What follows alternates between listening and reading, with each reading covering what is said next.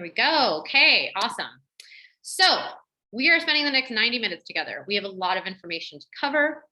I want to, before I do anything else, I want to introduce my awesome assistant and my really dear friend Rael, who's going to be my co-host in this. She's going to be helping with, I thought letting people into from the waiting room, but it looks like we don't need to do that. But she's going to help with monitoring the chat while I'm talking and looking over the slides and help me with any technical issues. If you have anything come up, you can reach out to her. But I'm going to introduce her without further ado. Rael Renee is a clinical herbalist. She has a background in women's health issues like me. She's trained in pelvic floor healing techniques. She's currently studying with the awesome and amazing Layla Martin, receiving her certification as a female empowerment, pleasure activist, and life transition mentor. She guides women on journeys of self-reclamation and sensual embodiment to help overcome sexual blockages and create a new and empowered relationship with their sexuality. She also leads women through the journey of pregnancy, birth, and postpartum. And she was actually my personal long-distance doula. And I love her so much. Rael, do you just want to hop on and introduce yourself real quick? I mean, I just did the introduction, but at least like wave and say hello.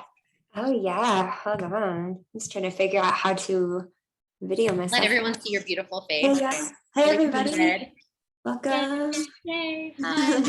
I'm really glad you're here. Thanks for supporting me in this and being extra hands-on, making this happen. Cool. Yes. Okay. So if you need Rael, she's here. We're going to have some kind of like pauses between the different sections of this masterclass to ask questions.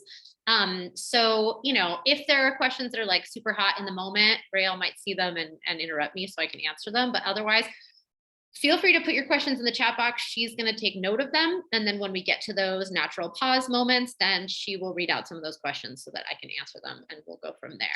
So let's see, does it work for me to go to the second slide now? Boop. Here we go. Yay. Okay. So just trying to get everything up on my screen visible at the same time. Okay. So we're going to officially get started. Welcome everyone to Hormonal Literacy for Womb Workers and Feminine Leaders Masterclass. I'm really, really glad you're here. I don't take it lightly that you actually showed up to be here in the actual live call rather than just check out the replay. I really want this to be interactive. I mentioned that before. So let's just keep the conversation going, ask questions, feel free. And yeah, let's just dive in. Okay. The focus piece is big. You're here because you really want to gain a deeper understanding, female hormonal health, fertility for yourself, maybe also probably for the clients that you work with. So it's super important that you take some time to block out any distractions and really give this time to yourself. So if you haven't put your phone on silent, please do. If you have other distracting tabs on your computer, please close those out. Put panties on the doorknob so no one disturbs you. It's really rare, I feel like these days, that we actually give ourselves enough time to really show up fully with our presence and attention on what we're doing. We're always kind of multitasking. And so I really just want to make sure that you can get the most out of this training because this training is focused on you and what it is that you're here to learn. So to that end, I'd actually want to start with kind of a moment of mindfulness. I'm going to uncross my legs here. So I'd like us all to just take a minute to really drop into our bodies and connect with our breath. So if it feels good for you, wherever you're seated right now, to close your eyes. And whatever you were doing before this call, and whatever you have going on after, see if you can let that go for now and join us here in this present moment. And let's just begin by focusing your awareness on your breath. As your lungs inhale, as your lungs fill with your inhalation and expand. And as you exhale, into some deeper cleansing breaths. Don't worry, you're all muted, so feel free to make any noises as you breathe, releasing any tension, relaxing your jaw, making any sounds as you exhale, and just taking a few more deep cleansing breaths, which I'm going to do as well.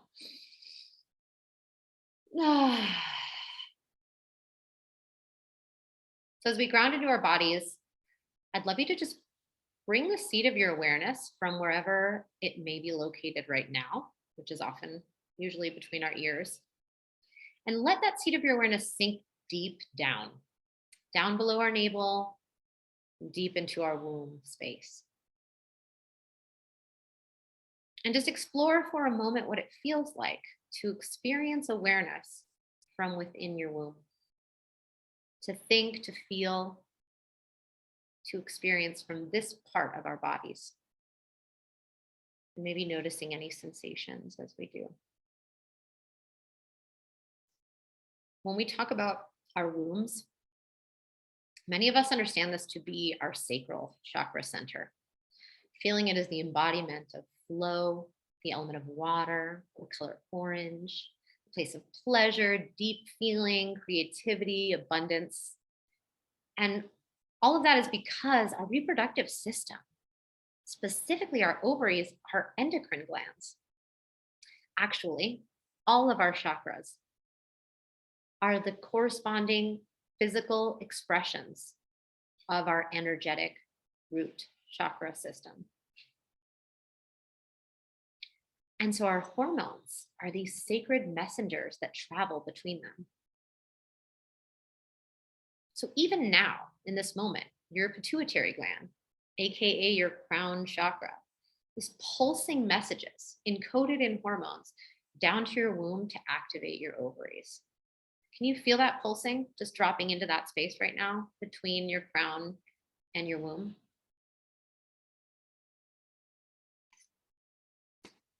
Similarly, your root, AKA your adrenal glands, are sending hormonal codes to your womb, grounding you deeper. So see if you can feel those codes traveling through your bud and activating your womb.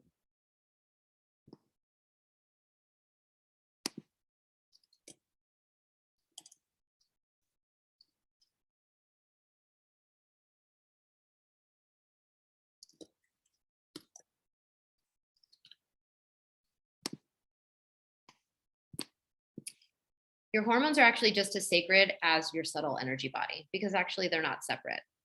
And in my opinion, they're also just as magical. So maybe if you haven't already, place your hand over your womb space and send it some love and gratitude. And then whenever you're ready, we're going to get started. I did just have a comment come in saying that the link wasn't working and that, hi, Ryan, welcome. That you said you were waiting for the host. I'm curious how you did get in because, yeah, I'm kind of surprised with how many people are registered, that there are not more people that are here live. So I just want to make sure there's not any issues with that. So I'd love to hear how you were able to get in and maybe why the link wasn't working. But also, we're just got to roll. I typed in the number on the link manually. Did anybody else have any issues when they were hopping on, or did it just work normally? You had to type it in manually. Hi, Emma, welcome. I think Zoom has a bug sometimes. It says invalid link. Oh my God. That will be so heartbreaking. Let me see. Oh yeah. Type it in manually. I'm just going to respond to a couple people that are type it in manually.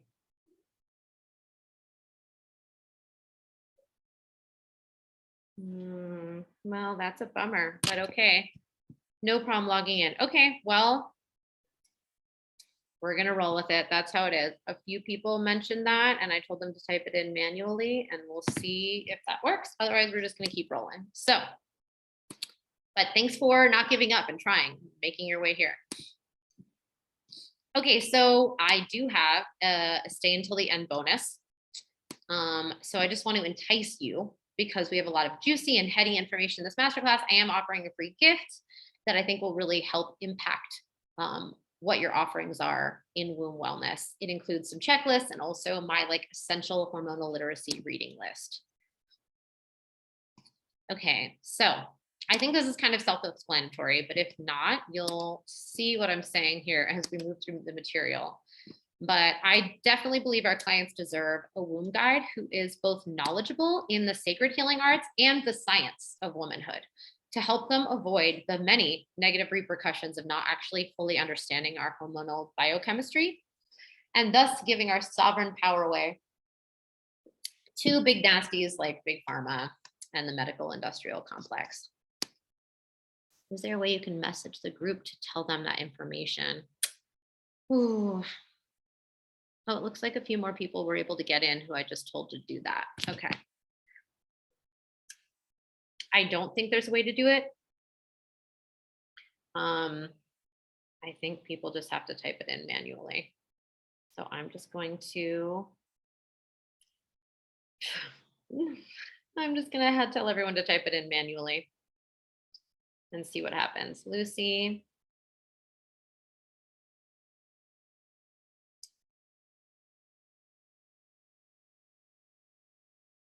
Wow. That's such a bummer. Okay. Sorry for the intermission.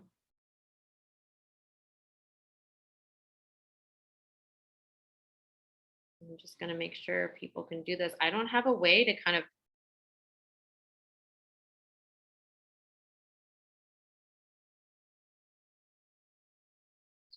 to be able to tell everyone together.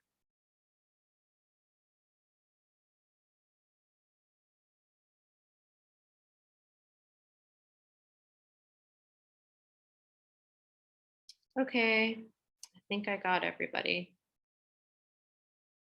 that has been messaging me, but I'll keep my phone here just in case. What if I made a post on Instagram?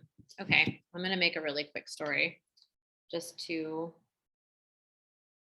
manage that, but I don't want to take up too much time. So let's just do this really quickly.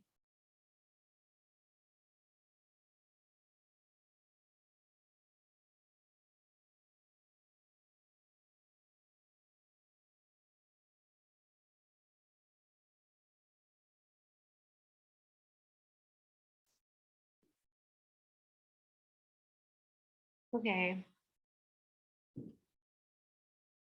Hopefully that works.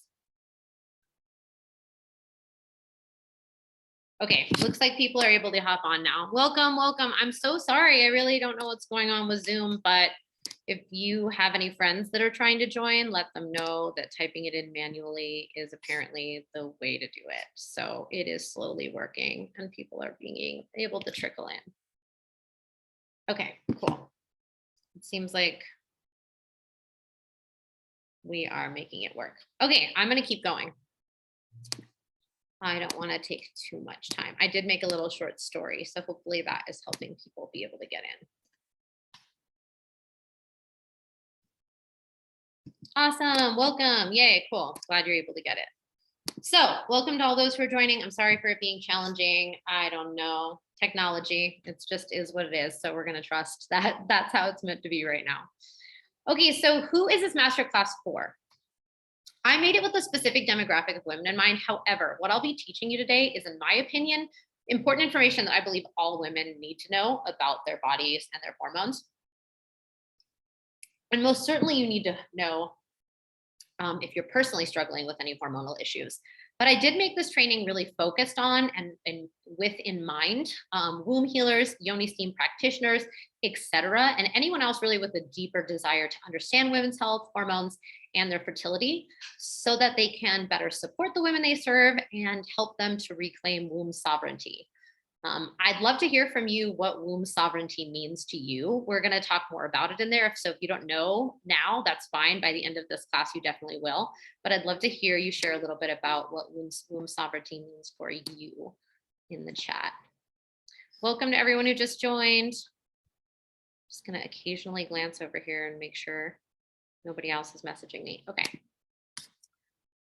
Cool. Here's what we're going to cover. I'm just going to do a brief little overview. So we're going to be covering hormones, obviously. That's really what this is about. Our cycles and the systems that affect them, because our bodies are actually way more interconnected than we might realize, definitely than modern medical science really acknowledges. And so when it comes to our monthly cycles, it's really so much more than just about our wombs and our periods. I'm also going to talk about common imbalances that I see in my practice the most. And the telltale symptoms and what some of the underlying causes are. This, I think, is like the good shit. This is the good stuff that I really believe every womb worker must know. And then we'll wrap up with an intro into fertility awareness, what it is, what it can do for us and with our clients. And I'd love to hear which of these topics you're actually most interested in or excited to learn about. So feel free to share with us in the comments. I want to keep this as interactive as possible. So don't be afraid to talk, connect with the group, share, all of the above. Awesome. Great. Happy to hear that, Ryan. Thank you. Okay, cool. Womb sovereignty is about being the priestess of our womb temple, knowing our creative center and using our power scientifically and energetically. Yeah, love it. I know. I mean, this is a very subjective definition, so I want to hear what it is for you. Okay, let's keep going. This is my promise for this masterclass. So by the end of this class, my goal is that you will understand the basic workings of your hormones, how deeply intertwined they are with all aspects of feminine health and womb wellness.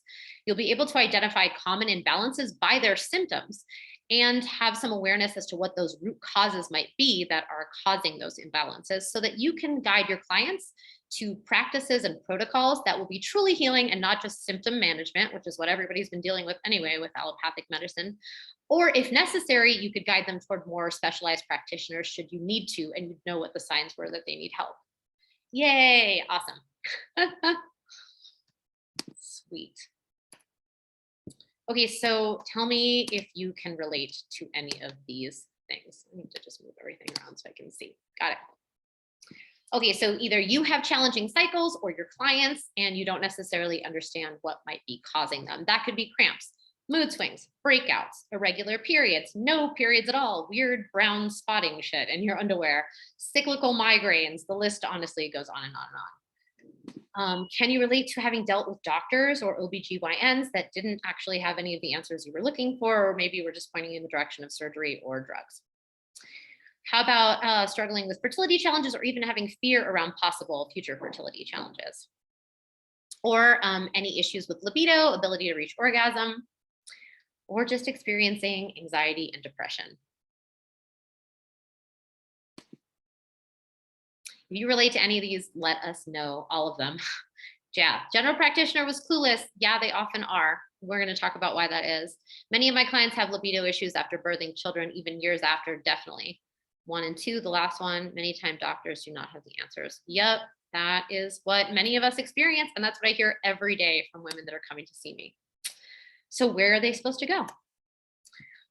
Okay, so I'm about to drop some pretty scary statistics, but I feel like statistics say a lot. Okay, so 80% of women either have or will have one or more hormonal imbalance in their lifetime. And these are hormonal imbalances that are significant enough to cause disruptions in the quality of their life, their career, their overall well-being. 70% are unaware of conditions like PCOS that may have manifested as a result, because imbalances that we have don't just sit there. They manifest over time into more often serious conditions. And you know, it's interesting. This is kind of what we were just talking about, doctors and general practitioners having no idea, you know, when women are realizing they're experiencing an imbalance, if they've made that connection at all, the most common remedy sought is to go to the doctor. But that's only about 50% of women because, right, many of us know they won't necessarily be helpful if they're going to point us towards something that we don't want to do, like surgery or take pharmaceuticals. About 48% of women tend to lean toward finding vitamins or supplements that they think might be helpful. But only 35% of women understood that diet can make a big difference in their hormone imbalance. And that is kind of scary because frankly, that is a huge, huge part of the equation. So we really need to bring that information to the fore more. Yep, definitely the issue is compounded when put on medication and steroids especially. Okay, there is a huge epidemic of reproductive health disorders. I mean, like these numbers are really crazy. 10% of women have endometriosis at least. And the reason I say at least is that many are underdiagnosed. It takes 9 years on average for a woman to be properly diagnosed with endometriosis because most of them are told that their period pain is either normal or that it's gas, like literal fucking gaslighting, right? Another 10% of women of reproductive age have PCOS, and that's responsible for 70% of the infertility issues that we see. And I mean, when it comes to infertility, I think it's like 1 in 6 women seek consult for fertility problems, and then usually end up getting put on very expensive and unnecessary fertility treatments. But 19% of women are unable to get pregnant after 1 year of trying. And so many of us are, you know, spend years on birth control scared of being pregnant and finding out that it may actually be harder to do so than that. Okay, this is another one that, you know, if we're young here, we might not necessarily type in manually.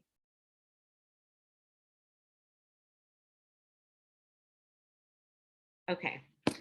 Let me just check real quick here. Yeah, there's still people struggling to get in, but we're going to do this. No, actually a lot of these are US statistics. But I do think I have some that are international.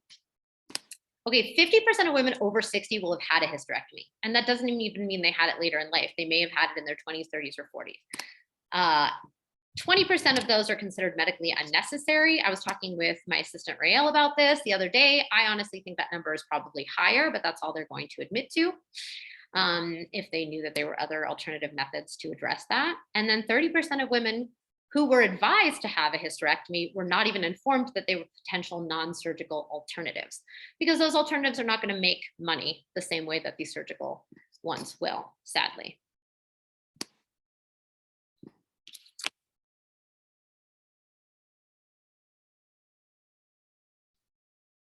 Okay, hopefully that worked.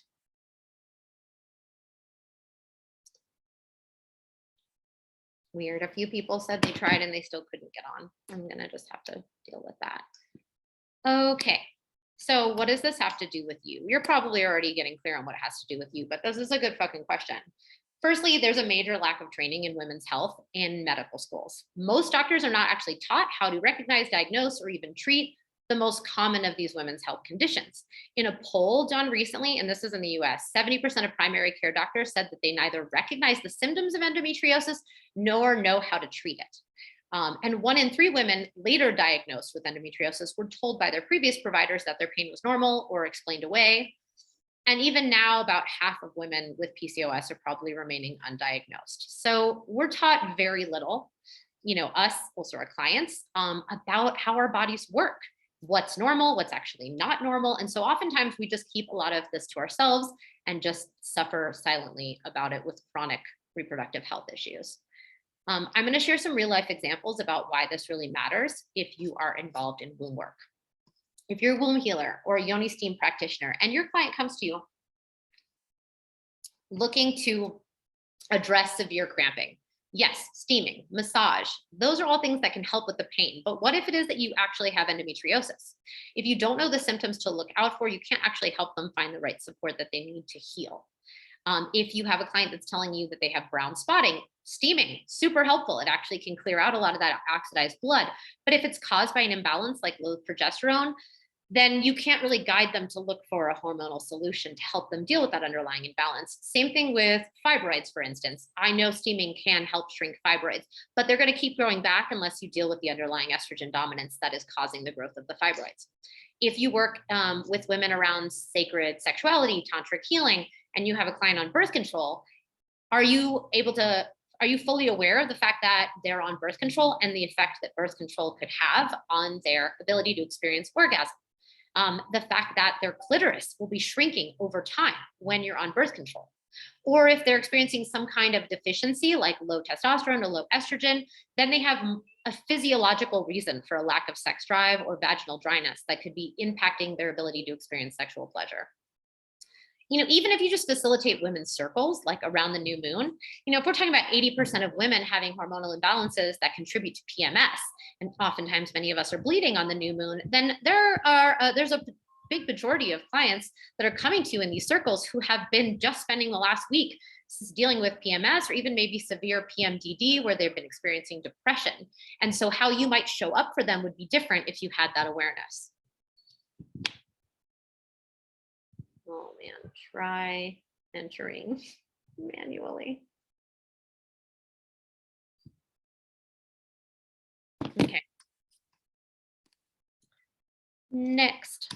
Okay, so this is my dream, but I hope to inspire it to be your dream as well. I really dream of a future where women are able to engage with their bodies in a more intimate and trusting way, coming into balance with their hormones naturally, honoring their cyclical rhythm, foregoing any need for synthetic hormones, pharmaceuticals, or unnecessary medical interventions. If you share my dream, please let me know in the chat. Yay. It is beautiful. I think that world's possible. Okay, so this is my quick little introduction to myself before we really jump into a lot of the material. I am Sabrina. I'm a certified holistic health coach and founder of Womb Alchemist, the PMS Codes, and the soon to launch Rose Sciences Mastermind. So possible, absolutely, yes. For 9 years now, I've been supporting conscious and awakening women transmute their period problems through a blending of science and the sacred arts so that they can reclaim their bodies, their emotions, and embody their feminine radiance all month long.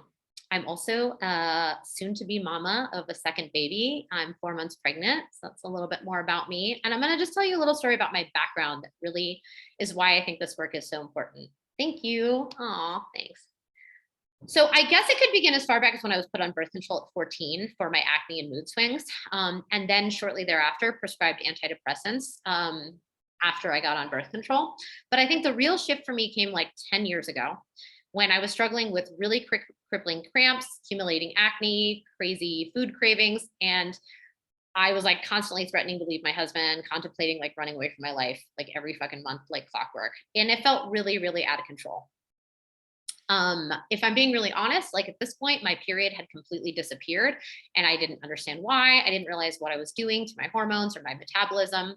I don't know if anyone else has felt like this, if you've just like really, really suffered from some type of serious PMS or other menstrual health disorder, or if it's just, you know, clients you're working with. But if you feel me or you've ever been through this, I'm probably not the only one. Feel free to share in the comments a little bit about it because I know many of us do, right? We just went through those statistics. Many of us do. So after no sign of my period for, I want to say like 3 or 4 months, I finally went to a gynecologist and he diagnosed me with PCOS. And he tried to convince me to get back on birth control and that was my only option. Later, I came to find out, yes, your period also had completely disappeared. Yeah, it's actually really common. Later, I came to find out that this was post-pill PCOS, literally caused from being on the pill. And here was a guy trying to tell me to get back on it. And the doctor was a total dick. He actually said to my face that PCOS was a fat, hairy woman disease and like made me want to fucking throw up on him. It was ridiculous. Sorry, this incense is burning right in my face. So at that point, I realized I was just really done trusting people like him and that I needed to find out for myself what was going on with my body. I was going to figure out how to heal my periods. It didn't matter how long it took.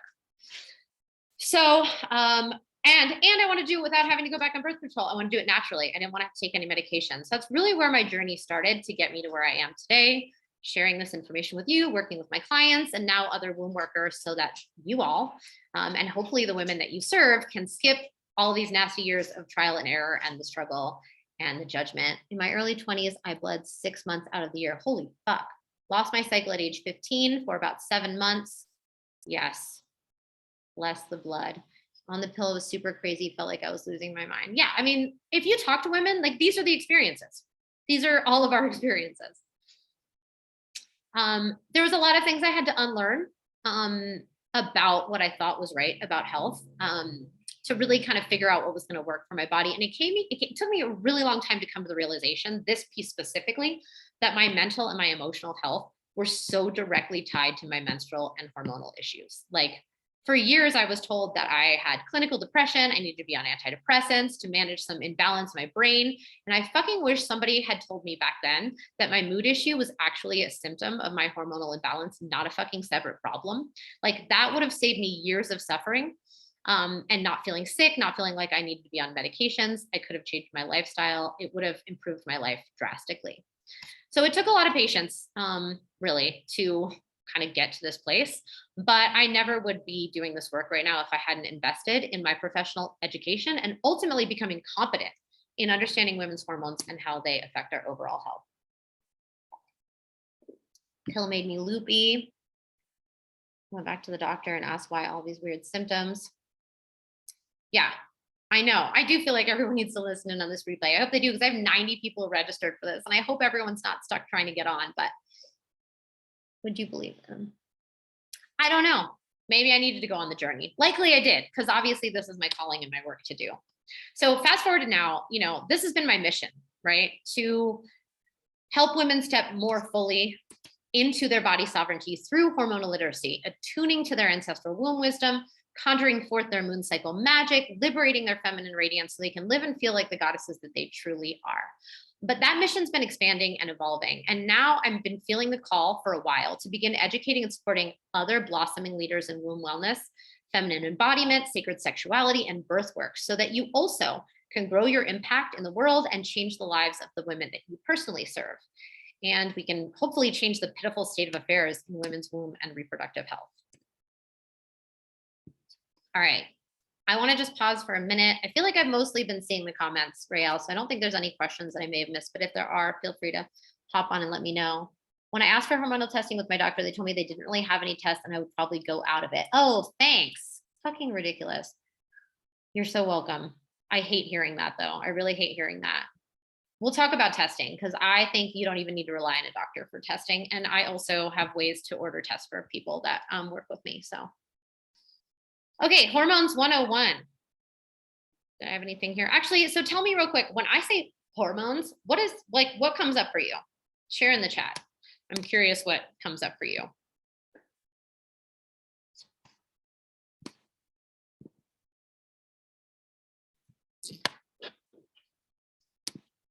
Because I feel like we have a lot of negative connotations with the word hormone specifically.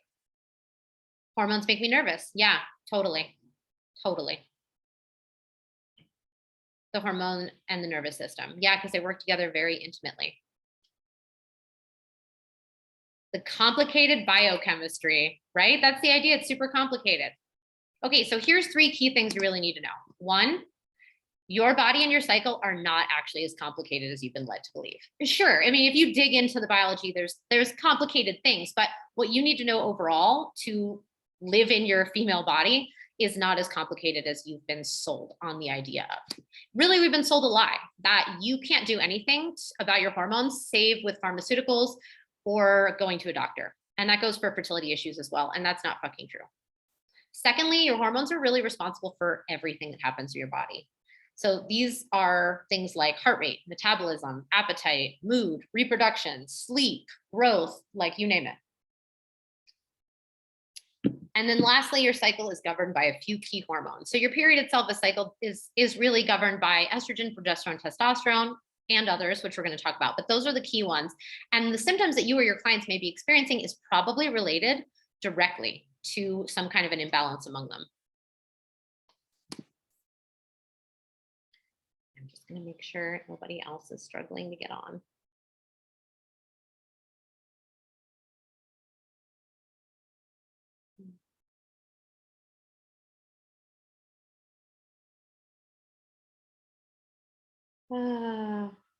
It is what it is. Okay.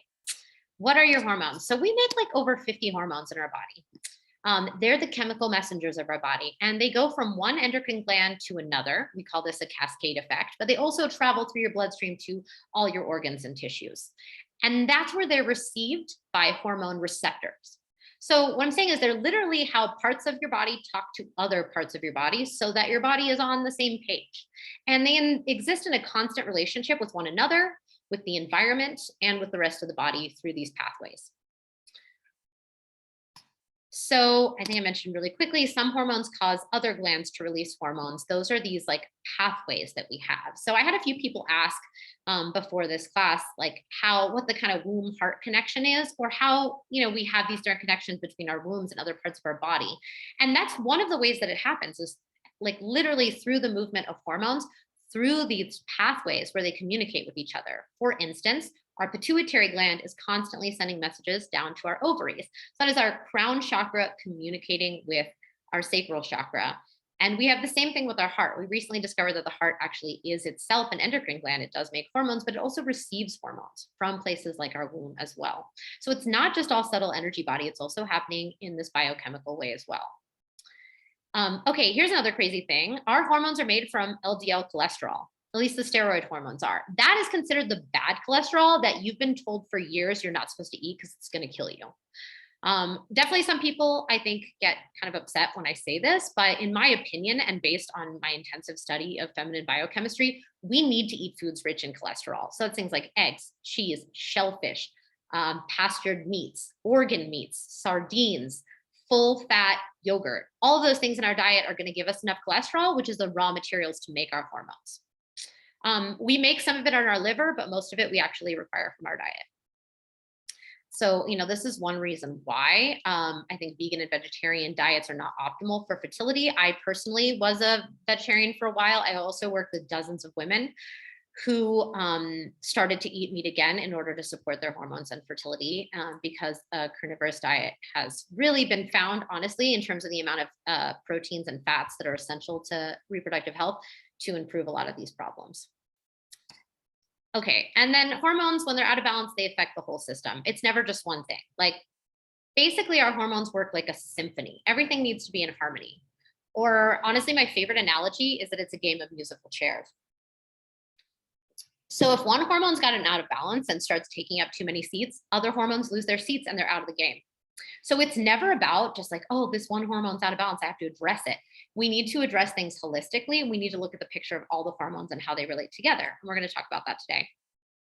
So our hormones are the messengers, and when they get out of balance, our symptoms themselves are the messages that they deliver. We'll talk more about that. Okay, I threw this in here for all of you who are like kind of more into the energetic and the esoteric, just to kind of reiterate that connection between the endocrine system and the hormones, the endocrine system and our chakra system, because they are the same thing, really, but looking at it from two different levels. So, you have your crown, your third eye, which is the pituitary and the pineal gland. Your throat chakra is the thyroid. You have your heart chakra, which is the thymus. But like I said, now the heart is actually considered an endocrine gland. The pancreas relates to the solar plexus, and the womb is the ovaries. The sacral is the ovaries, and the root are our adrenal glands. Did you know about this connection between the chakras and our hormone producing endocrine glands? I'm curious. Let me know if that's new information to you or not.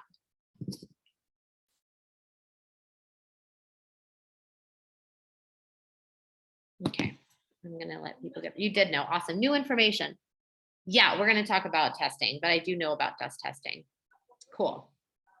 Okay, so you may have heard about estrogen progesterone imbalances, but like I'm saying about how everything's interconnected, it's never just about them.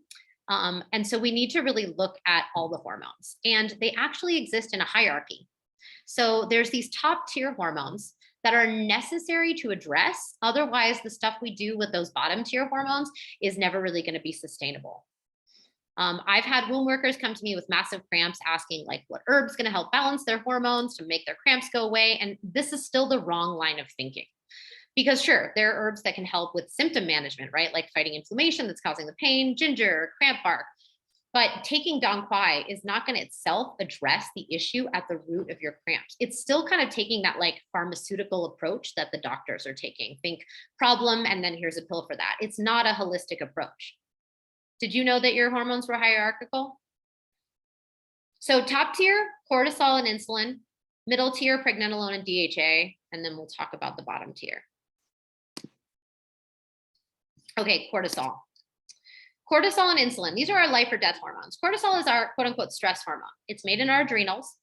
It gives us strength, mental focus, the ability to fight or flee. It also prioritizes certain body functions like our digestive and reproductive systems go offline when we have cortisol pumping through our system.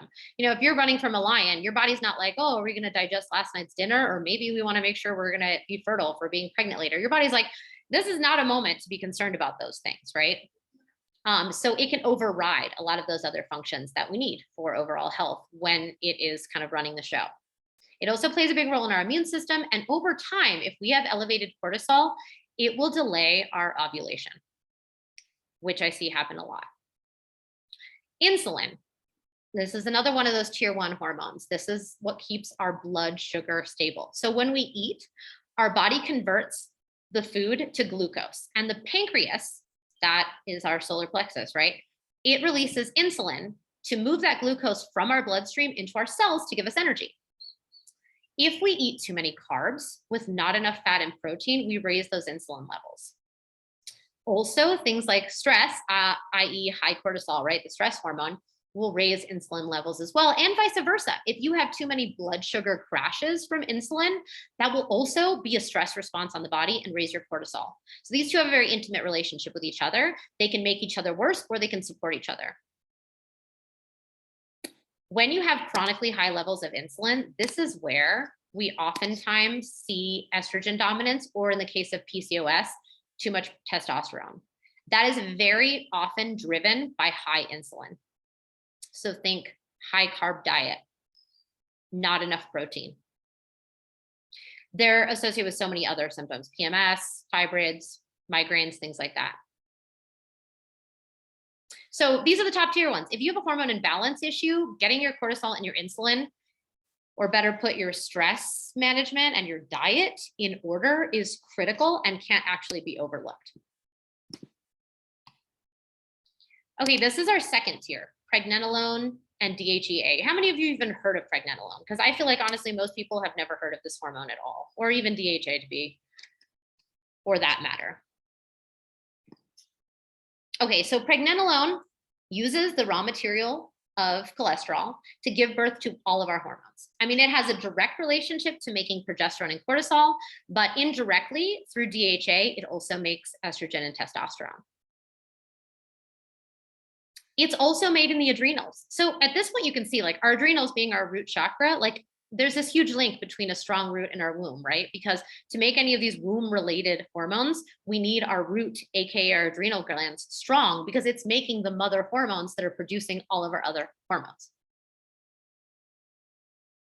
So there's something called the pregnenolone steal.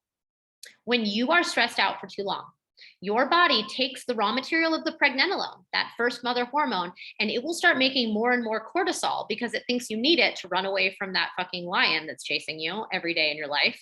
But when it does that, it takes away from the raw materials needed to make specifically progesterone, but also over time, your other hormones as well. And this is a problem a lot of people get into.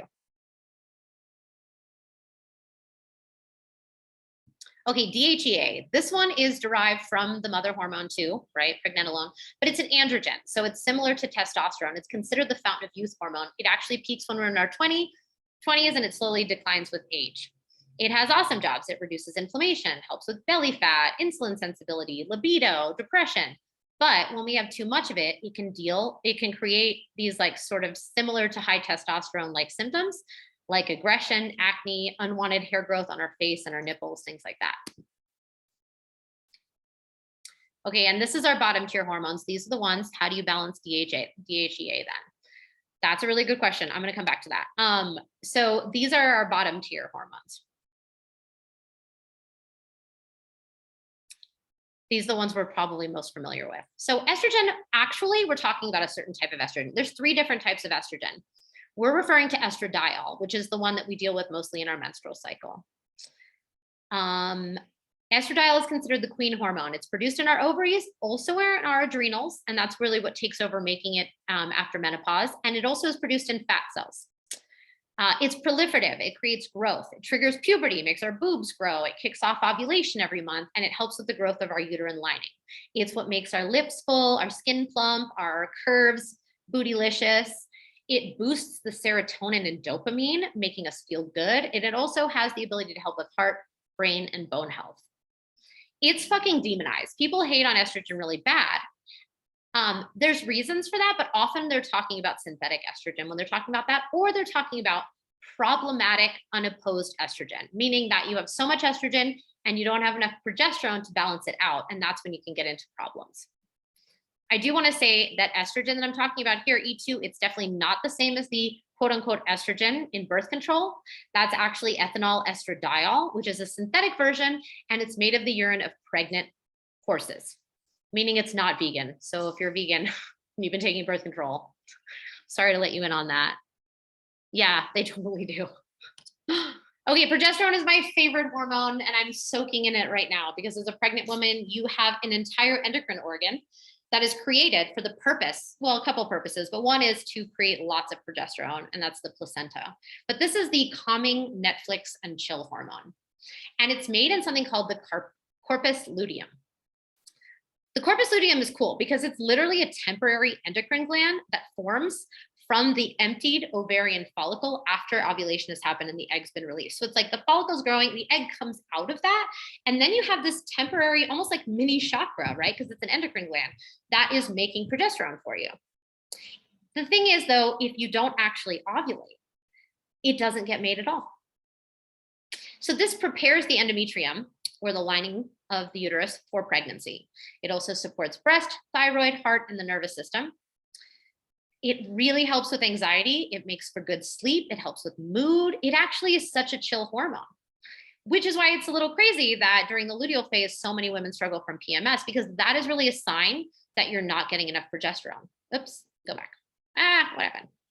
Because if you're getting enough progesterone, then you're not going to be feeling those symptoms. That's really what it's meant to support. So if you're anxious, sleepless, weepy, or irritated before your period, that usually means either you didn't ovulate and you didn't make any progesterone, or you are making some, but your body is struggling to make enough.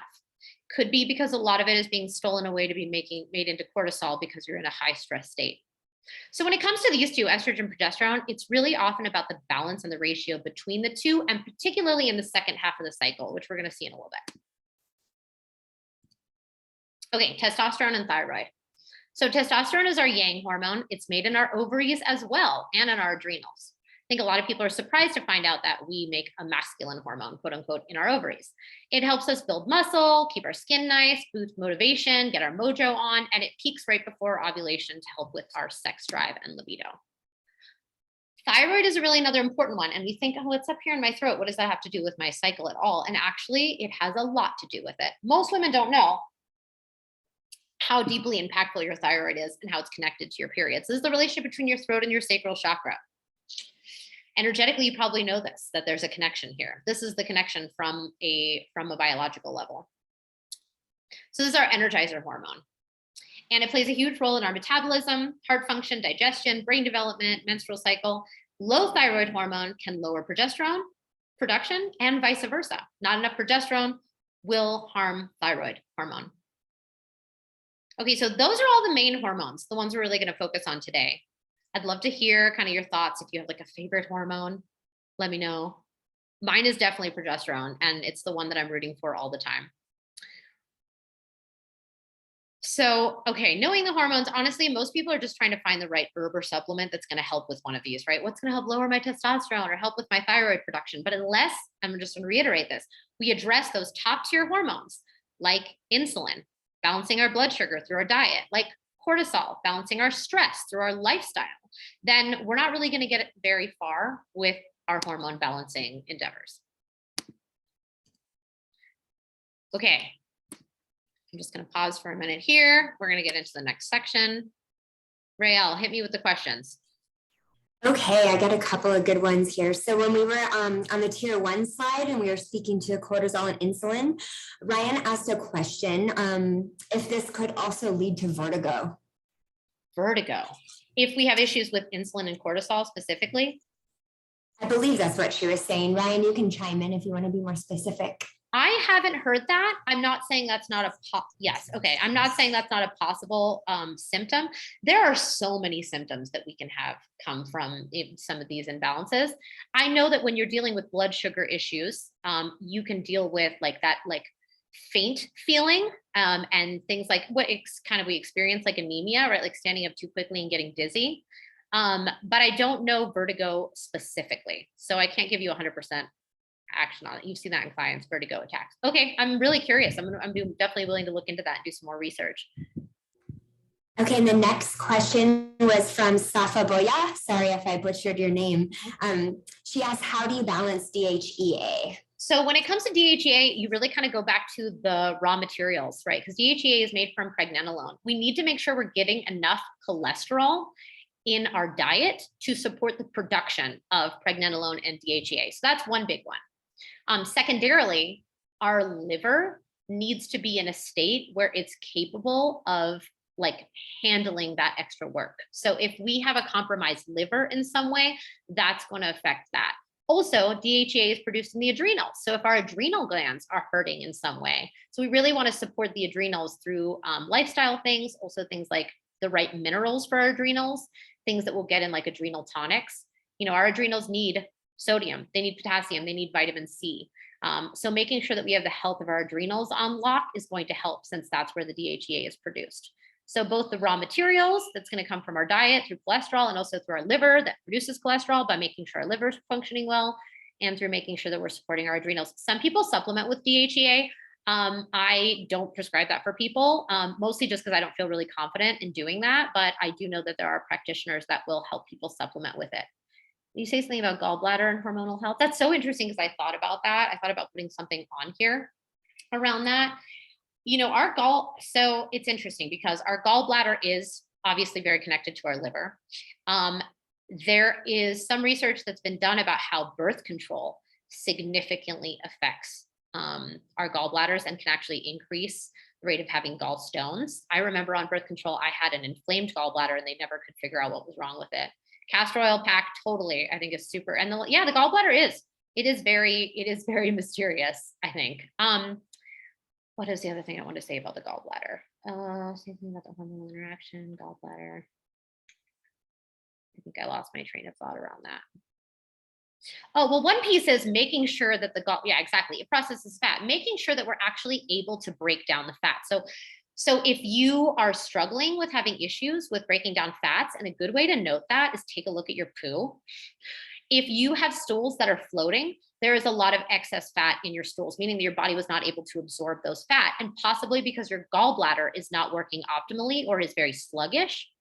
And so being able to support the gallbladder, there are a lot of supplements that can help with this. One that I really like is bile or beet flow. But getting your gallbladder back up to speed so that it can do its job well and help your body actually break down those fats will help with your overall hormonal health significantly. Okay, I'm going to jump in because I still have a lot of info and I'm kind of getting nervous that we're going to run behind. And I don't want to take up your whole day. And then I also don't want to have to talk at like extra fast speed. Okay, our cycles. So we talk about it as the menstrual cycle, but really ovulation is the main event, which may or may not actually happen through the course of a month.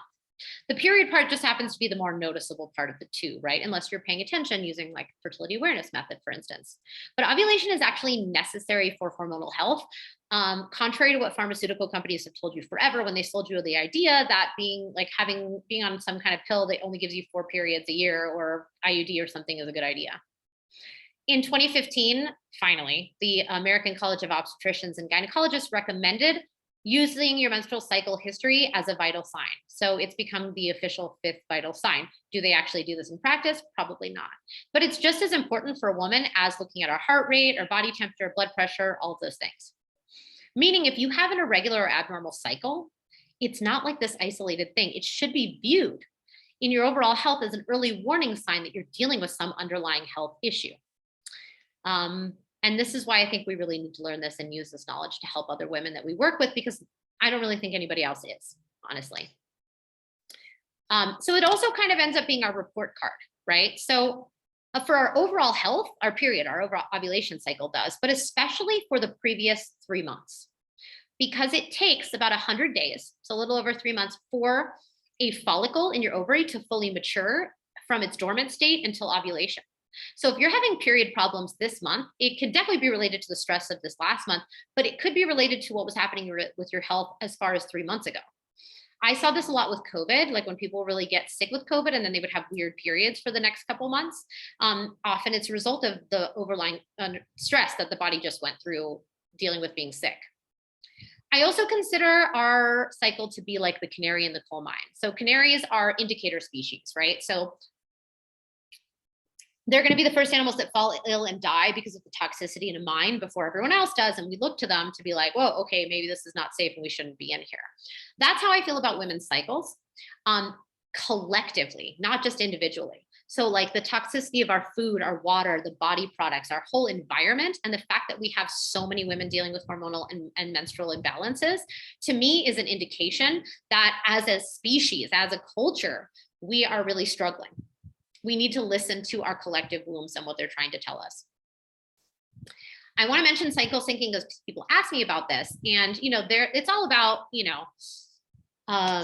wait, sorry, I lost my slide. Go back. Okay. Yeah, a lot of women wanted me to mention cycle syncing, and this can apply to how we spend our time during the different times of our cycle, how we eat, exercise, relate. But really, what it all boils down to is knowing your hormonal body systems and what they're doing at every phase so that you can eat and live in a way that supports that and optimizes the strength of each of the phases and can help with some of the important jobs. Like for instance, after ovulation, you need your estrogen levels to come down. And so you need your liver functioning well, and you need to be able to eliminate well through your bowels. And so how can we eat to support that happening at that critical time of the cycle so that we don't deal with the estrogen dominant symptoms that can happen in the luteal phase if we don't? I'm going to talk about birth control here. It's going to be very quick because I have a fucking million things I could say about birth control. But that would be like another 2-hour class. So I just want to say, first off, the first step to balancing hormones is getting off birth control. You can't balance hormones while on birth control. The reasoning is that birth control flatlines your hormones and stops you from ovulating. And ovulation, as we just talked about, is critical for women's long-term health. And so this fact has been suppressed for a long time because it's been known, but it's been suppressed because we have a birth control market that's worth $23 billion or something worldwide. And so they don't want you to know that that medication is actually harming your long-term health. Okay, so, and also because our hormones are this game of musical chairs, you know, being on synthetic hormones are going to disrupt all of your hormones, your whole entire hormonal system. I'm just going to mention this because I think it's fascinating information, but it was 1938 that this ethanol estradiol that's been kind of synthesized for the first time. And it was done so by Nazis that were testing it on female prisoners at Auschwitz, trying to find a way to chemically sterilize people. If you don't know much about the like really dark history of birth control, I really encourage you to look up the Puerto Rico trials and to look up the Senate hearings of the 1970s, where a lot of things got really hush-hushed about what was going on with pharmaceutical companies like J&J, Pfizer, Bayer, and all of their research. And then also lastly, the bleed you have on a period, you may already know this, or on the pill, is not actually a real period, because without ovulating, you're not having a true period. And birth control stops ovulation. So this blood, this that you're having is actually a withdrawal bleed from having a drop in the synthetic hormones when you start taking those sugar pills. And actually it wasn't even included in birth control initially, but they felt like it was going to make it hard to sell birth control on women if it didn't seem more natural. And so having what looked like a period seemed more natural to women. So really it was a marketing strategy. Clotting in menstrual blood can be an indication of an underlying issue. Small clotting is okay. If you're having consistent clotting over the size of a quarter, that can usually be a sign that there's something else going on. Okay. These are the 4 phases. You're probably familiar and about how long they should go on for.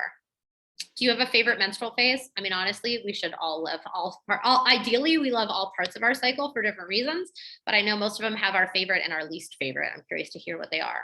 Mic drop. I know. I just dropped that. It was like a quick little slide of some really terrifying information. I know, but I think it's important to mention.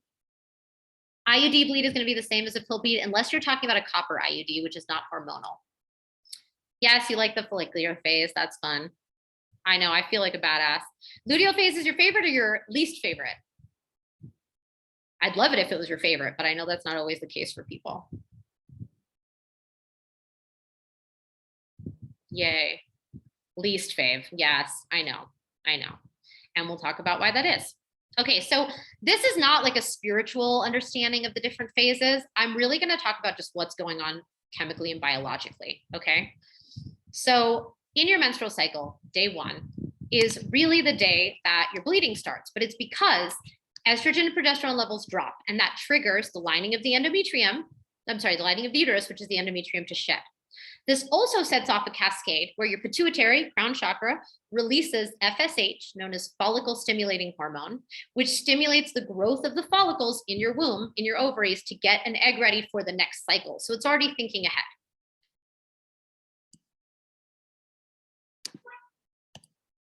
I like inner autumn. Yay. Okay, good.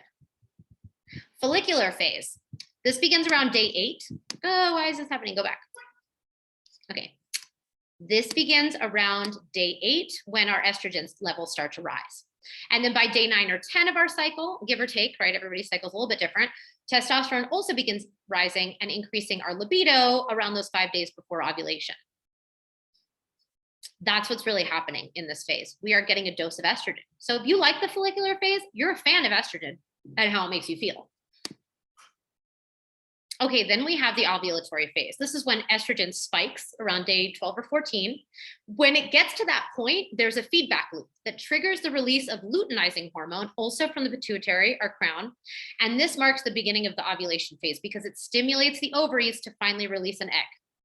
Then that egg travels down the uterine tubes, which I'm calling instead of the fallopian tubes, because Falloppio was some random 16th century Italian nobleman anatomist guy that we don't really need him in our fucking lady parts. So I like calling them uterine tubes.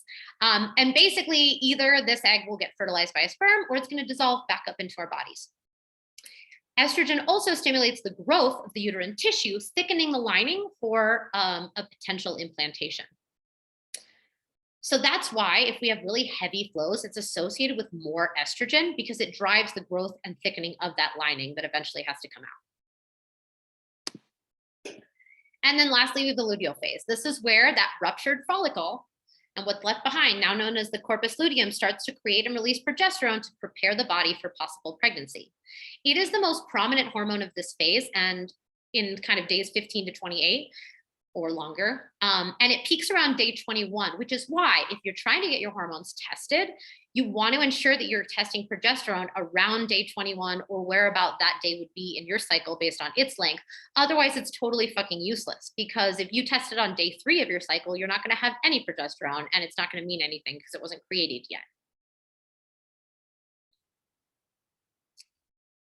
We actually make way more progesterone than estrogen in the luteal phase, which is why if we have an imbalance in that second half of the cycle of too much estrogen, it's actually a big deal because we really make way more progesterone than we do estrogen. They're even measured differently because of how much more kind of that ratio is at that time. This is a graph. Just a really quick graph to show you. So the red line is the progesterone. Even this is not to scale, is what I'm saying, because we're measuring estrogen and progesterone in different, like there's like 1,000 to 1 in the picograms that we use to measure progesterone. So actually it would be like way the fuck off this chart. But this is what ideally it should look like. So when we're talking about something like estrogen dominance, it means that during the second half of the cycle, we either didn't make any progesterone and this red line just stayed flat the whole freaking time because it just didn't happen. At which point, even if you had low estrogen, it would still be estrogen dominance because we still have more estrogen to progesterone. Or you just have way high estrogen that levels aren't coming down and it surpasses any amount of progesterone that your body can make. The LH and FSH on this graph are hormones that are made in the pituitary. That's the way that the crown chakra talks to your womb to activate her to release the egg and to create more estrogen. Interesting enough, these are actually released in it, like rather than being released in a steady stream, they're done with like pulses, almost like a heartbeat through the body, which I think is really interesting. I just learned that. This is another graph. Real quick on this, I just want to show you. On this part here, it's actually showing like temperature rise. So progesterone is thermogenic, meaning it raises our body temperature, which is why when you're pregnant, like I am right now, and you have tons of progesterone, you're fucking hot as fuck all the time. But it's also why using your basal body temperature to be able to help observe whether you've ovulated is useful because your temperature in the morning will be at a baseline higher once you've ovulated because your body is producing progesterone. Okay, I want to just run through this real quick, and then we'll take another little quick pause before we get into some more meaty stuff. So the systems and organs that affect our cycle. It's not just our menstrual cycle. It's not just our womb. It is related to all of these organs and all of these systems. So first, what I kind of consider to be the like trinity of hormonal axes. So you have the hypothalamic pituitary ovarian. That's how our crown chakra communicates with our ovaries. The HPA, which is how our crown communicates with our root, and the HPT, which is how our crown communicates with our throat. And all of those impact your cycle. So they need to all be working well. Also our pancreas that's dealing with our insulin and blood sugar, right? One of those top tier hormones, our insulin. Also our gut and our digestive system, and also our liver. I think this is the last one on this slide. Okay, let me take some questions now, because I know I just went through a lot of that real quick, but like the super meaty part is what's coming up next, and I want to make sure we get to it.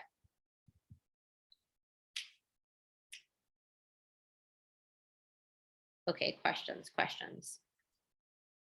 Rael, are you there? Oh yeah, I got one for you. So when we were speaking to the different phases of the cycle and the ovulation phase, Andrea asked, so the ovulation is 3 to 4 days, not a 24-hour period? No, I thought it that was- actually, ovulation as a main event only happens within a 12 to 24-hour period. But because it's actually it's actually about that whole period of time where the follicle stimulating hormone is being released down to the ovaries to make it release the egg.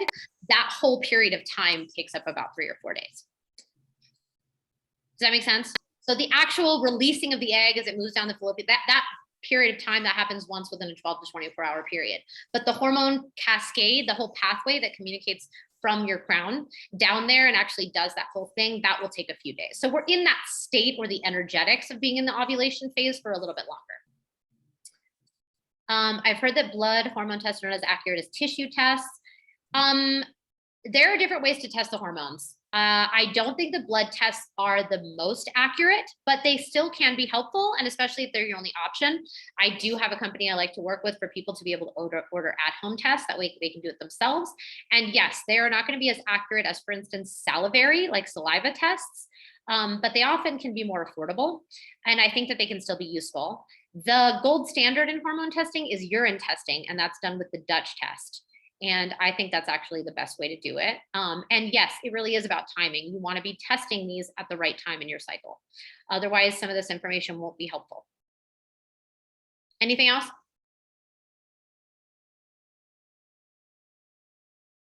Okay, I'm going to jump into this because I think it's super important and I'm like worried about time. Okay, here are some common hormone related conditions. If you experience any of these, let me know. If any of these surprise you, I'm curious, let us know as well. It's definitely not an exhaustive list, but these are all issues that women experience that are common that are related to hormonal imbalances, everything from acne, sleep issues, osteoporosis, all that stuff. There's a lot. Our hormones are related to everything. I want to talk about root causes, because if you think that hormone imbalances are the problem, like if you think them as the problem, you're not going to get very far in addressing them. Because the imbalance of estrogen, progesterone, testosterone, none of those things are the root problem. In fact, they're actually just the symptom of the deeper issue. Remember, they are messenger molecules, and you don't want to shoot the messenger. So it's really about finding out what the deeper underlying root causes that are driving the hormonal imbalances are.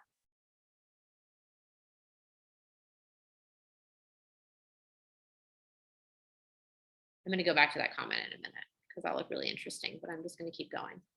Yes, yes, pregnancy mass skin discoloration, also known as melasma, is hormonal. I've also personally experienced it in pregnancy. And yeah, it absolutely is. Okay, common root causes. This is a really important slide, you guys. This is where the period problems come from, right? If you have clients that are dealing with menstrual irregularities, it's because of one or more, usually more of these things right here that are going on. So blood sugar issues. So it's dysregulation, having insulin resistance, eating way too many high carb foods without enough protein, going too long without eating food, just being on that blood sugar roller coaster where you have drops in insulin. All of those things are massively driving hormonal issues. It's probably one of the most common things I see. I do food journals with my clients. And I mean, more often than not, women are not even touching the amount of protein that they need to be eating. They're relying way too heavily on carbs. Maybe they fast too much. Maybe they don't ever eat breakfast.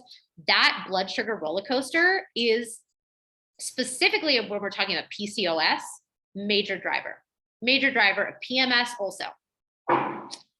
Stress is another big one, right? Because we were talking about cortisol, right? This is insulin and cortisol, 1 and 2. Chronic HPA dysregulation. So, I mean, this is what we often call like adrenal fatigue. It's like you are in a high stress state for so long. Your cortisol levels are super, super high. They're doing that pregnenolone steal. They're basically stealing the raw materials away from the other hormones you need to create to make the stress hormone. Thus, you're going to suffer. I see this a lot with women suffering from amenorrhea. When your cycle just goes away completely, oftentimes it can be from stress. And I want to say stress can be like emotional stress, like trauma is on here. PTSD can contribute to this. 100% it can be emotional stress. But stress is so many things on the body. The body it's not just like emotional, mental stress. Like if you go too long without eating, that's stress for the body. It's also a blood sugar thing.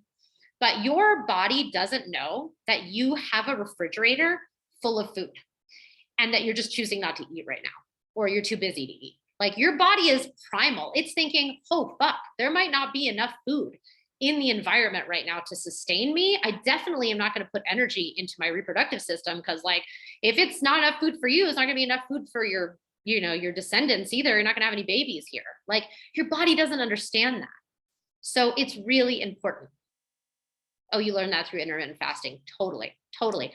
I think that for women who deal with hormonal imbalances, we really have to be careful with fasting. If you are actively having a hormonal imbalance, really, really have to be careful with fasting. And I really don't believe in a fasting window longer than 12 hours. And that's what I mean overnight, because breakfast is fucking important. Okay, gut. This is a really big one. Inflammation in the gut that leads to things like leaky gut, that leads to things like autoimmune issues. That's a cascade there, right? Ongoing inflammation, often from eating inflammatory foods or eating foods that we have sensitivity to, like dairy for some people, like gluten. Ongoing, that's going to begin to really harm your gut lining, which is going to allow all kinds of things into your body that shouldn't be there, which can create a ripple effect of causing autoimmune issues. But all of that is going to really compromise your hormones for a variety of reasons. The inflammation becomes systemic. It goes everywhere. You have gut inflammation, you're going to have brain inflammation. That's going to affect mood. You're going to have womb inflammation. It's going to increase your level of prostaglandins and make for more painful periods. Also dysbiosis. So that's when we have bad bugs in our gut and not enough of the good ones. If you have taken lots of antibiotics in your life, you just took some recently and you don't do anything to replenish and really take care of the body through pre and probiotics, that's going to be a problem. It's going to affect your cycles. It's also going to affect your vaginal microbiome. Those are very much connected. So if you deal with chronic yeast infections or bacterial vaginosis, we're talking about looking at the gut. That's super important. And even infections like parasitic infections, mold in the gut, all of those things can affect it. Liver, this is a big one. We have to look at our toxic load. Our detox pathways can get really overburdened. That's things from, I mean, beauty cleaning products, even touching paper receipts that are full of BPA plastic, drinking out of water bottles, plastic water bottles, you know, all of these things are really hard on the liver.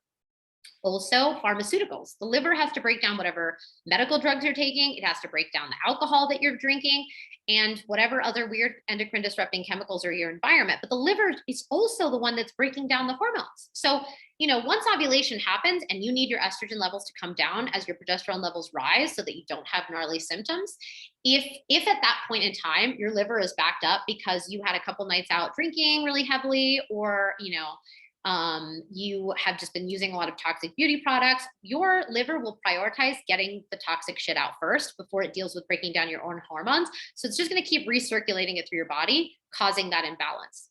Even just one alcoholic beverage, I'm not gonna hate on alcohol for everybody right now, but just so you know, so you have this in your mind, one alcoholic beverage can increase your estrogen blood levels by 10%.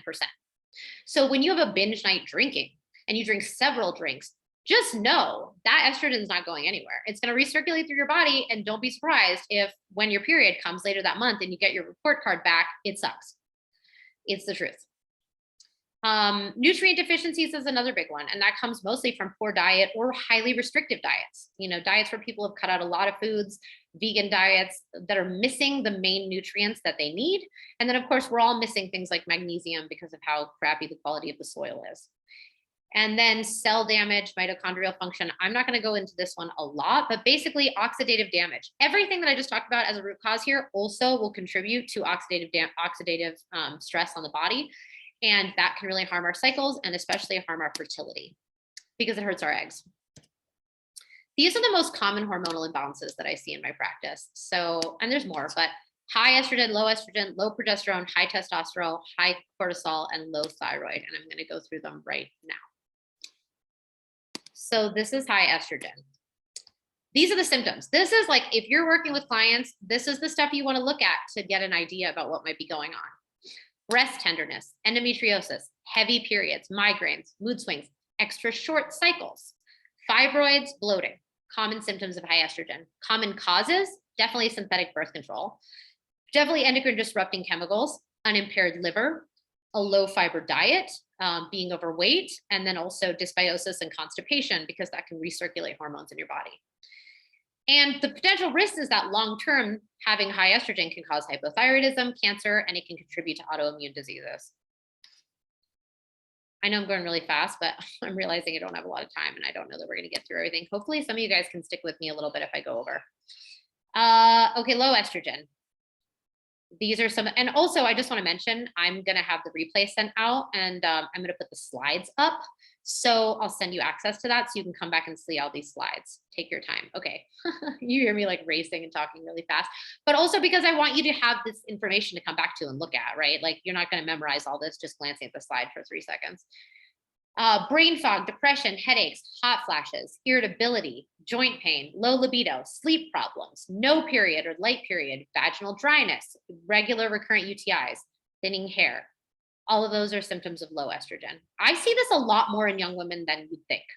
And oftentimes it's related to those kind of restrictive diets, whether they are dieting a lot and really limiting their intake of food, meaning they're not getting enough nutrients and not enough cholesterol to make the estrogen that they need. Or when they're doing really strict vegan diets and they're not getting cholesterol that way. Common causes, low body fat, being undernourished, stress, chronic stress. Sometimes this will happen as a result of menopause, obviously, because our levels go down. Over exercise. Like if you work out too much, think about those like gymnasts in the Olympics, you know, that don't look at all like they hit puberty, but they're old enough that they should have. They're not cycling and they're not making enough estrogen. And it can also be due to primary ovarian insufficiency. The risks is over time, this can lead to dementia, right, in our older years, UTIs, heart disease, and hurts our bone health. So we get things like osteoporosis. Low progesterone is the most common one that I see specifically with PMS stuff. That will bring up everything from not ovulating, and ovulation basically means having a cycle where we may have bled, but we didn't actually ovulate. And so we never made progesterone. So we'll have PMSy symptoms in the luteal phase. Anxiety, constipation, depression. It can contribute also as part of the problem with endometriosis, fertility issues for sure. And I mentioned miscarriage here. Recurrent miscarriages can often be because the body can't produce enough progesterone to maintain a pregnancy in the first trimester. Irregular cycles, long cycles, low libido, spotting, definitely brown spotting, very much associated with low progesterone. Common causes, not ovulating, luteal phase deficiency, and things like PCOS. In the risks, it can lead to like abnormal bleeding. People who've had long stints of bleeding usually are not getting any progesterone. Cancer, because it's not able to oppose the rampant estrogen that leads to proliferative growth. Recurrent miscarriages, and reduced bone density. High testosterone. This is the one I see the most with women coming off birth control. And it's because birth control suppresses testosterone. And once we're off of it, there's something called an androgen rebound, where all of a sudden, maybe 3 to 6 months after getting off birth control, our testosterone levels go super high and our body doesn't have a way of pushing them out. So we get acne. We get things like oily skin and hair. We get things like male pattern balding, hair loss, hirsutism, which is where we have maybe more facial hair grow or hair around the nipples, places that ideally we don't want to see hair, depression, fertility stuff, blood sugar issues. This is the one that I said is most commonly caused by insulin resistance, blood sugar imbalances, super high carb diets, also stress. And it can cause PCOS. It can cause infertility. I mean, PCOS is one of the leading causes of infertility in the US. It can cause diabetes, heart disease, high cholesterol,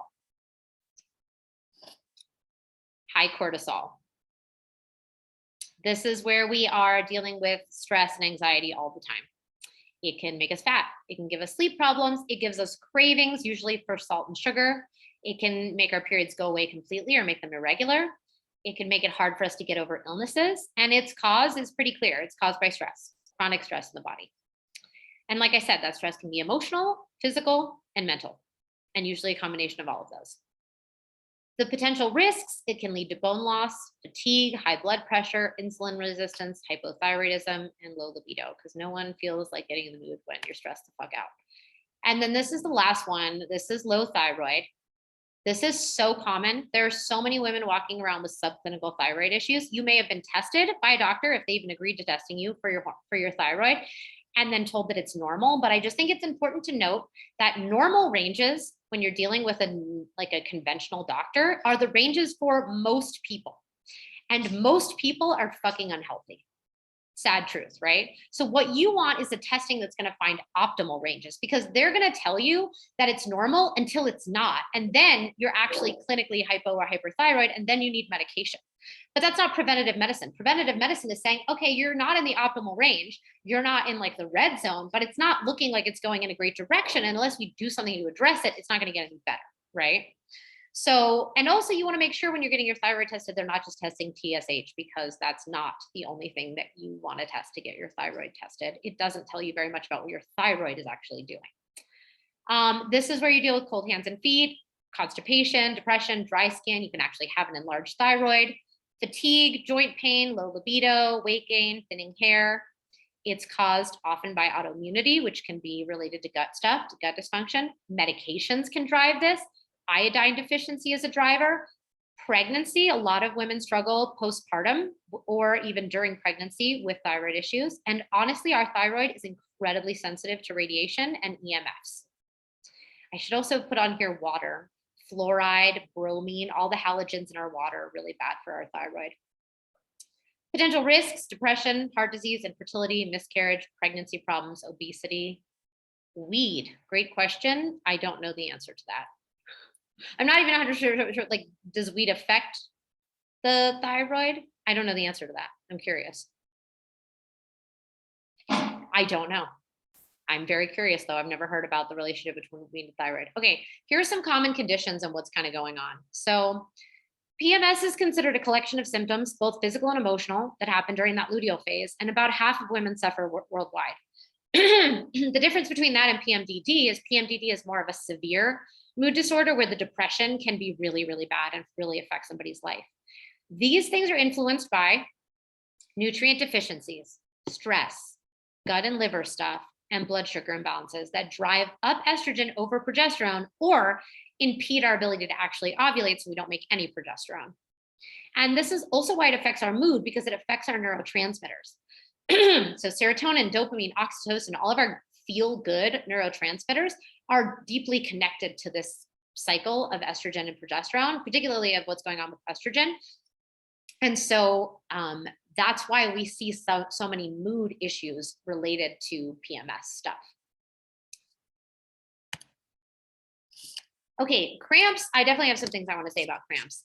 It's caused by two main things. There's kind of two big versions of cramps. And when you see this in your clients, you can usually figure out which ones are going to be at the root of it. So there's spasmodic cramps, and these are driven by inflammation. So think gut health. And that's the kind that starts at the beginning of your period. It kind of comes in spasms. You may or may not have any other PMS symptoms related, and they are kind of irregular when they come, okay? If you're dealing with spasmodic cramps, you want to cut out vegetable oils, PUFAs, any kind of inflammatory food. You want to get enough nutrients like vitamin E and magnesium that help with inflammation, and you want to deal with stress that could be making your inflammation worse. There's also congestive cramps. Congestive cramps are the ones that are hormonally driven. And in this case, you want to think low progesterone. And those can start up to 14 days before your period, and they can feel heavy. And they can be getting stronger and stronger as you get closer to ovulation. And you may not have even ovulated in that cycle, and they almost always show up with other PMS symptoms. If you're having severe cramps, it also could be related to an underlying condition like endometriosis, fibroids, pelvic inflammatory disease, an STI, cysts, or even a copper IUD, which actually increases inflammation. Okay, heavy periods are periods where you're bleeding for either 8 days or longer, or you have to change your menstrual product every 2 hours. You have to get up and change it in the night. You're dealing with clots bigger than the size of a quarter.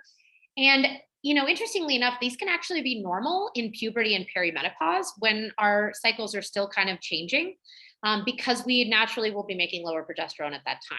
But at other times in our cycle, it's not normal. And it's often driven by high estrogen, hypothyroidism. Those are probably the two most common, but also could be endometriosis, adenomyosis, fibroids, or polyps. PCOS. PCOS is an inflammatory endocrine disorder, and it basically prevents your follicles from reaching the full mature ovulation state. So that makes for delayed or even fully absent cycles. That's why my period went away when I was younger. It is the most common hormonal disorder in women and the leading cause of fertility worldwide. And its symptoms, and usually what's driven by, is insulin resistance and elevated androgens. When we have too much testosterone or DHEA, that it's part of what inhibits us being able to ovulate. And cramps, acne, hair growth, baldness, weight gain, all of those. There's actually 4 types of PCOS. And usually it's a factor of all of these, but insulin resistant, inflammatory, post-pill, or adrenal. They each kind of have their own little things, and you treat each of them a little bit differently also. Essentially what happens is excess insulin, right, from imbalances in blood sugar cause the liver to make less sex hormone binding globulin, which that's hormone's job is literally to eat up all the extra testosterone, and it can't do it. So you have all this excess testosterone that interferes with your ability to ovulate. I know I'm going over, so if you guys have to hop off, I totally understand, and try to stick with me a little bit longer. Okay, endometriosis. This is pretty complex inflammatory condition in which basically bits of tissue that are very similar to our uterine lining actually grow in places outside of our uterus. And that creates inflammation and scar tissue. The biggest symptom is major pain, severe pain. Sometimes periods that are really long, heavy flows, vaginal or bladder issues, nausea, bloating, and then pain during sex is often another common symptom. And it affects 175 million women worldwide. At this point, the cause isn't 100% clear, but there are a lot of contributing factors, some of which are inflammation, endocrine disrupting xenoestrogens in the environment, progesterone issues, and autoimmunity. Will the added wisdom of your ancient, powerful voice be on the replay too? It will be, yes. My voice will be on here. It will be the actual replay. Okay, postpartum imbalances, because I know some women wanted to talk about this. So one big one is estrogen dominance, and that's even with low estrogen. Because oftentimes we are in a low estrogen state postpartum, but because our progesterone levels go down so far and we're not menstruating, i.e. not ovulating, we might still have estrogen dominance even with low estrogen. So that can cause thyroid issues, and it can also cause adrenal issues. Additionally, breastfeeding, because of the higher levels of prolactin and oxytocin, can ongoing suppress estrogen, and that can lead to more of those low estrogen symptoms that we looked at on that slide, and also vaginal dryness. And then if we're talking about how postpartum imbalances affect milk supply, high cortisol or taking birth control are all things that can really decrease our milk supply. Okay. What to ask when there's a hormonal imbalance? Honestly, all of that made it sound like it's super complicated, but I just want to say, like, the 2 really easy things to go to when you're working with anyone who's dealing with an imbalance is to come back to the basics. And the basics are, we can heal ourselves, but there's something going on that's overwhelming our innate healing potential. And we need to figure out what that is and see how we can reduce or remove it. And then additionally, where are we undernourished? Whether it's food, rest, but what is it that's missing in our body to be able to activate our innate healing potential? Okay. This is my last little section here. How are we doing? Can you repeat that about fibroids? Repeat what about fibroids? What foods do I suggest to help with high testosterone? When it comes to high testosterone, you really want to limit the carbohydrate intake and focus a lot on good quality proteins and good quality fats, and support things that are going to help balance your blood sugar. Well, you're very welcome. What's a good quality protein these days? I mean, I am definitely a big fan for animal proteins, but ideally we're looking for grass-fed, pasture-raised types of meats. Yes, and if everything is pumped full of hormones, that makes it really hard to do that. But the goal really, especially if we're dealing with someone with blood sugar imbalance issues, all women need to be aiming for about 100 grams of protein a day. And you really want to start off breakfast that way. So at least 30 grams of protein in the morning for breakfast. Most of us are not getting that much, and that is a big part of contributing to a lot of these imbalances, specifically as it relates to the blood sugar. Okay, I'm just going to speed through this last part real quick because it's not a huge section, but I want to talk about fertility awareness real quick. I do need to mention birth control again. Because honestly, a lot of women are put on birth control for other than contraceptive reasons. But when they get off birth control, whatever those underlying reasons were, hormone imbalance stuff, they usually come back. So if you're supporting women in getting off birth control, you need to know that they may have a resurgence of some of these symptoms, but then also experience new symptoms that were caused by being on the pill or having the implant or IUD. And that can range from anything like hormonal irregularities, like the period disappearing, infertility issues, post-pill PCOS, hypothyroidism, gut dysfunction. All of these things can come up when someone gets off birth control. It's because it's kind of always been there in the background, but now it's coming up to be addressed. And it doesn't happen right away. I mean, it generally occurs within the first 4 to 6 months of stopping, and often it's not going to go on away on its own unless we're actually doing something to address it. Okay, so post-birth control plan. I'm throwing this in here because if you have any clients who are trying to get off birth control, these are the really key things that they need to know. They need to know how to replenish the nutrients that are made deficient while being on the pill or any type of birth control. They need to know how to support hormone production. They need to know how to restore gut health and how to support their liver and detoxification. This right here, this is what needs to be shared. Best thing is consume the morning. I love the adrenal cocktail. It's not a breakfast though. It definitely is not breakfast. That's a good snack with breakfast meal, after breakfast meal or drink, but not a meal. Okay, what is fertility awareness? So one is, it's definitely not rhythm method. I have a lot of women come to me and they're like, I track my cycles. And I'm like, cool, how do you track it? And they're like, well, my app says that I'm ovulating now. And it's like, okay, but the app is basically estimating an average length of your past cycles and making a guess of when your ovulation is going to be. So it's assuming that your cycles are going to follow the same pattern, but that's not how your hormones work.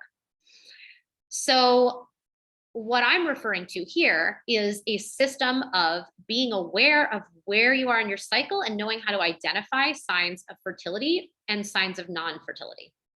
And when it's used correctly, it can be up to 99.4% effective. This really allows you to determine what days you're fertile and not, because really we're only fertile for 5 or 6 days out of our cycle. And it involves tracking 3 main things. One is our cervical mucus, one is our basal body temperature, and the other is our cervical position, and utilizing this information by cross-checking it to identify your fertility status. I also love this for womb work because it's also used as a diagnostic tool. You can deeper understand what's going on with your hormonal and overall health by looking at these factors. Like, are you ovulating? Do you have optimal levels of estrogen and progesterone? How's your thyroid doing? How's your vaginal health doing? All of this you can get from charting cycles, looking at your cervical mucus patterns, checking your body temperature. It's pretty amazing. Who here has ever practiced fertility awareness or wants to? I want to hear. Okay. What is the adrenal cocktail? It is a supportive drink for the adrenals that is made up of a vitamin C source, a potassium source, and sodium. My favorite way of doing it is with citrus juice, like a grapefruit juice, half and half with coconut water, which is what's high in potassium, and then I add a pinch of mineral salt to it. Yay, fertility awareness. Okay, this is the shift in the transition. So bear with me just a few more minutes, okay? Here's a quote: leaders bleed, but feminine leaders who understand women's hormones and can bleed consciously will make the greatest impact. Okay, you came today and somehow figured out how to get on here, even though lots of people couldn't get on the call, because you have a sincere desire to understand your cycle and your hormones.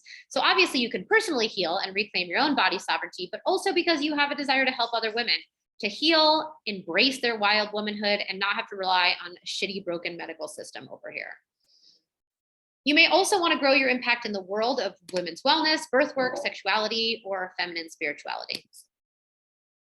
If you'd like to expand your knowledge of women's health, as well as cultivate relationships with blossoming womb workers so that you can really grow your impact in your business and bloom into your fullest potential as a feminine leader, then let me know. I want to hear in the comments. Is this you? Would you like to? Yay. Yes. Sweet. I'm actually super excited about sharing this opportunity because this is kind of what I've come about to realize is the best way that I can help more women by personally helping and supporting more womb workers. So more women like you. And I basically have come up with this 4-month mastermind container. I call it the Rose Sciences Mastermind.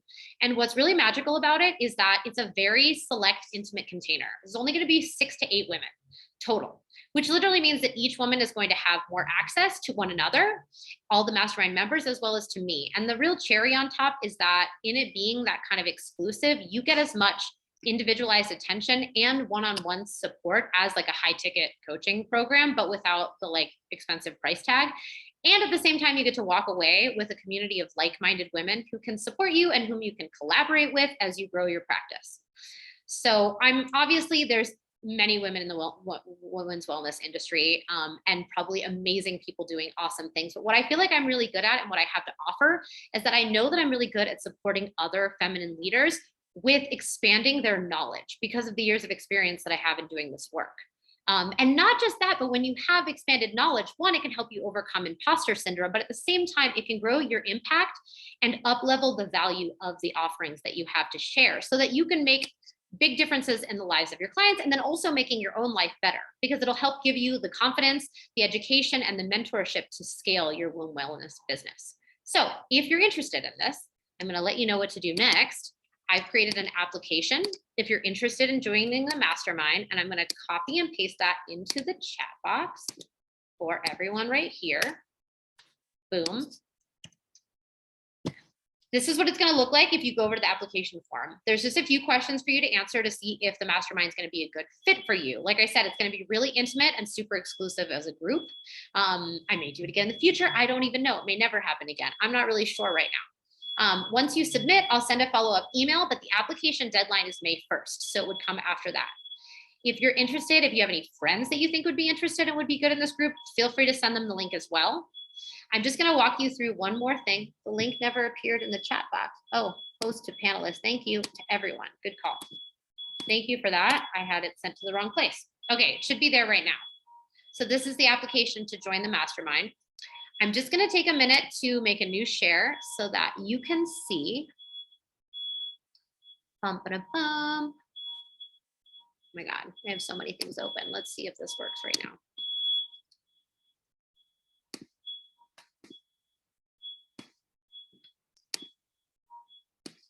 Okay.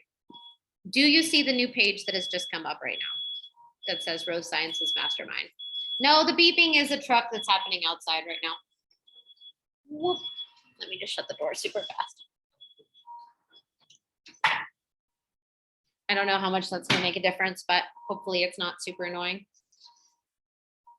Okay, better? Yes. Okay, so the Rose Sciences Mastermind, this is on my website. You can read more deeply about it. An exclusive 4-month one-on-one and peer-to-peer experience designed to expand your knowledge of women's health and cultivate relationships with other blossoming feminine leaders so you can grow your impact and bloom into your fullest potential. There's only going to be 8 spots. There's just a couple things I want to highlight here. What's included? 4-month of peer-to-peer group coaching with bi-weekly calls. So this is going to go from mid-May to August. These calls are going to basically be an opportunity for you to be supported by the other women in the group, seen, heard, and advised by your peers. And it'll give everyone a chance to kind of share their wins and their challenges, their goals, but really we'll have like hot seats where really get deep with people about supporting their business and whatever other help that they need around feminine wellness and education.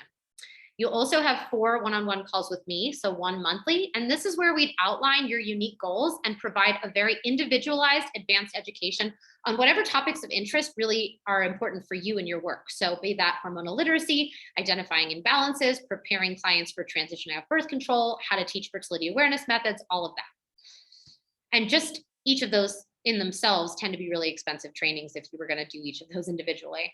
We're also going to do 4 guest mentor group trainings. So based on the collective educational and business goals of the women in the container, we'll do 1 monthly guest mentor who will come and share their experience and their expertise in that respective field. And then there's unlimited Voxer and email support for me for question and answer throughout the 4 months, and a private online community group for you to stay in touch with everyone in the mastermind during and then even afterwards. So I consider and really have placed the value of this whole program at $6,000, but that's not what I'm charging for anybody at all, because I really wanted to make this affordable for people because I really think it's an amazing offering and I'm super freaking excited about it. So I have 2 payment plan offerings. One is 4 payments of $500 and the other is done over an 8-month period of time, and it's 8 monthly payments of $250, which you're welcome to check out on my site. But like I said, it's all done through the application process, which is what I shared with you before. Okay, I'm going to hop back onto the other one because I have the free gift to give you. So this is the bonus gift. I have yet another link now that I created. copy link address, and I will share that here so that you can go and check out the bonus. But in the meantime, if you're interested, I'd love you to check out and apply to join the mastermind. I'm super excited about it. I really think it's going to be kind of a total game changer for women in this industry because of everything I shared today, which is really that there is such a huge gap and lack of education. And we really need to be able to share with women who are involved in womb healing work the science behind womanhood so that we can kind of fill that gap and be able to really show up for the women in our lives, the women that we serve, our clients, so that we don't have to continue to rely on broken medical systems, be gaslit by doctors that don't care about us. Like, we can make huge impacts. And I feel really called to step away from just doing one-on-one work with clients, because I feel like if I connect with and work with people like you, then we reach so many more women than I can reach on my own, because I don't have that kind of time. So, oh, thank you for saying. I'm so stoked to hear that you guys are excited about it. And I really appreciate you all sticking with it in the end, like to the end with me. And also just making sure that you were able to get on. I want to give a couple minutes for question and answer. I know we are literally going to almost 2 hours now, but if you have some other questions right now, hit me with it. And then, then we can wrap up in a few minutes here. Thank you for saying. Nicotine and hormones. Okay. One of the probably main things that you want to take note of with that is when we had the slide talking about root causes, and I mentioned mitochondrial dysfunction and oxidative stress, smoking really affects the quality of our cells and the health of our mitochondria. And so that does create challenges with our hormones and fertility. It isn't maybe as direct, like smoking every day isn't going to necessarily make your period go away, but it is going to be a contributing factor, and definitely an exacerbating factor in any other kind of things that you have going on. But also, it depends on your usage, right? And what it is we're talking about with that, because there are heavy smokers smoking packs a day. And then there's people who roll themselves a natural tobacco spliff, once a night or every few days or whatever. So, it really is all about usage and moderation. Are there any other questions right now? Rael, did you see any questions that I missed that you think I should still answer? Yeah, there's one in the actual Q&A. That's really important. Okay. Do you want me to read it too? Where is the Q&A? Oh, I see that now. Okay. I'm curious how an abortion affects hormones, short-term and long-term, and how to best support a client when they are recovering. That is a really great question. When you have an abortion or a miscarriage, your body experiences postpartum. I don't know why this doesn't get talked about more, but the truth is the hormonal shifts that happen in postpartum, you are also going through at this time. Maybe not to the extent, because maybe you weren't far along enough in the pregnancy to have the super high levels of estrogen, progesterone that you would have had. But at the same time, you are still undergoing what postpartum is like, which is lower levels of a lot of our hormones. And so in the short term, you're going to be experiencing what most women experience in postpartum. In the long term, there are some studies that have shown that there can be challenges created with future pregnancies, but that is kind of a smaller risk factor. I'm also someone who's had abortions and I've been able to have successful pregnancies, but it also depends on how the abortion goes, what type of abortion you get. The drugs that are used in medical abortions do have some other challenging effects on the body. How to best support a client is kind of approaching a client like they were going through menopause. But then at the same time, you're dealing with the grief factor, right? I do think that trying to support them through both the emotional aspect of it, as well as I think holding space for maybe sacred processes of grief and release and ceremony. But then from a more biochemical, physiological perspective, doing all those things, we need to support those top tier hormones, right? Like balancing your blood sugar, dealing with the stress, cortisol stuff, because all of that will trickle down to those lower tier hormones like the estrogen, the progesterone, and help them come back into balance and rebound more quickly, if that makes sense. I have had 2 abortions, and one I had a very long and very difficult recovery, and the other one I was able to bounce back a lot quicker because I was more familiar about what to do and how I could help myself. Okay, post-hysterectomy, the hormonal system, can you say anything? It depends on what kind of hysterectomy. A full hysterectomy that removes your ovaries is going to be different than a partial hysterectomy. And you're going to have very different kind of things associated with that. But, you know, the same type of issues you run into when you're not ovulating, when your body's not producing enough progesterone because it won't produce any, when it's not producing enough estrogen because you're only going to be making estrogen in your adrenals now and not in your ovaries anymore. You know, all the hormones that your ovaries would be making are offline. And so all the benefits that you get, like dementia, like actually being able to resist that, or Alzheimer's in your later years, like helping with bone health, like helping with mental health, all of those things are deeply diminished.